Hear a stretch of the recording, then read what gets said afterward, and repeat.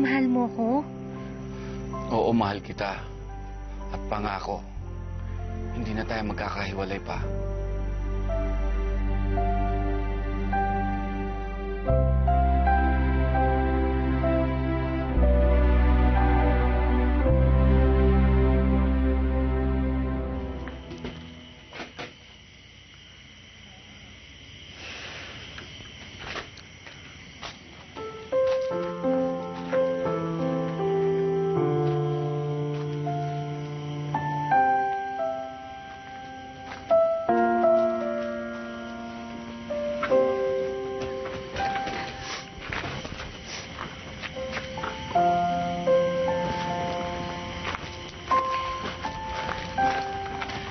Ate Nay, dahil po ba to sa sinabi nila na malandi ka raw? Ba't hindi mo kailangan malaman ang ibig sabihin nun? Hindi yun totoo, masama yun. Ate Nay, bakit di pa po ba umuwi si tatay? Siguro nang chichiks yun. Ano ba yan, Bubit? Yung malandi, hindi mo alam, tapos yung pachichiks alam mo. Sorry. Yun yung sabi ng mga klasik ko. Sabi nila, gawain daw yun ng mga lalaki. Eh, isa lang naman ang babae ni tatay eh. Si Tita Margo. Alam niyo, sana nga magkabati na nga sila eh. Totoo naman eh. Kaysa naman maglasing si tatay gabi-gabi. Eh, ngayon ko lang naman nakita si tatay na ganun kasaya. Kaya ibigay nilang natin yun sa kanya.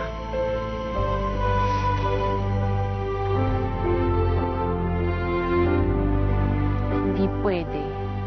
Hindi to pwede matatnan ni nanay.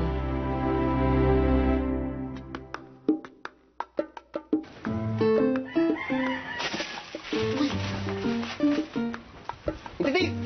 Uy! Bumangon ka na dyan! Huwag ka na tutulog-tulog dyan! Bilisan mo na! Bumangon ka na! Bilisan mo! Ito na ang araw na babago sa mga buhay natin. Ano ba mayroon ngayon, Prinsipe? Marami akong kailangan trabahuin. Ano? Ang mahalin ng prinsesa ko.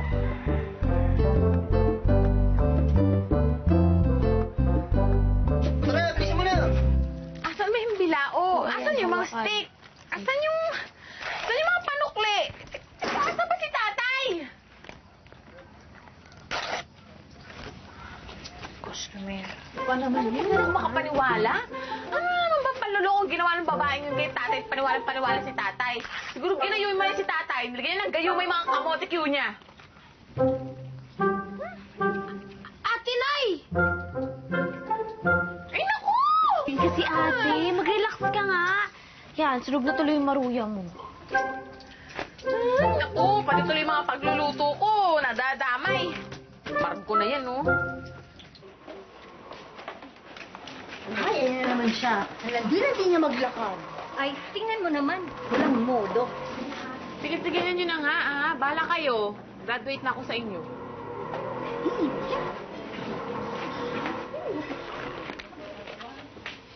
Manita! Kaya, kaya ako ng ngiti mo! Ano naman pakuluto at nakaharang ka sa harapan ko? Wala pa nakakagawa sa akin yan. Huwag kang istorbo, pwede. Istorbo ako? Eh kung nga istorbo, nakaharang ka sa akin eh. Ano na naman ba at kumpleto kayo? May reunion ba kayong pupuntahan? Oo, sabi ko na nga ba eh. Gulo na naman yung hanap ni Juanita. Friends, folks, and countrymen. Nandito ako, nagmamahal sa inyo. Mga kababayan kong mga taga San Isidro. My dear constituents, the time has arrived. I am sad to say, magko-concentrate na ako sa aming sabingan. Ibig sabihin, hindi ka na namin makikita dito sa palengke, Doña Digna? But there's no need to worry. During my reign, I had fun serving you, people of San Isidro. I have to focus now on the family's business.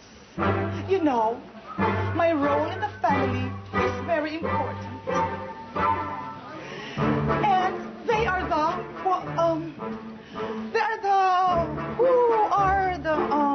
very,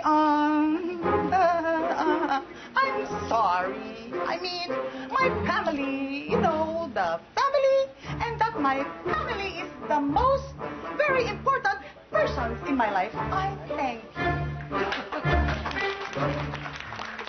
And now, I have to leave the crown to this poor girl, Juanita.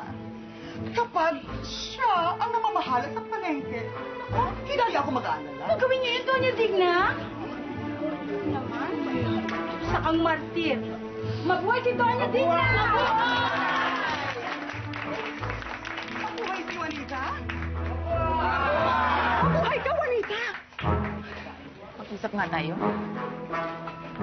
Diyan. Uy, Jackal.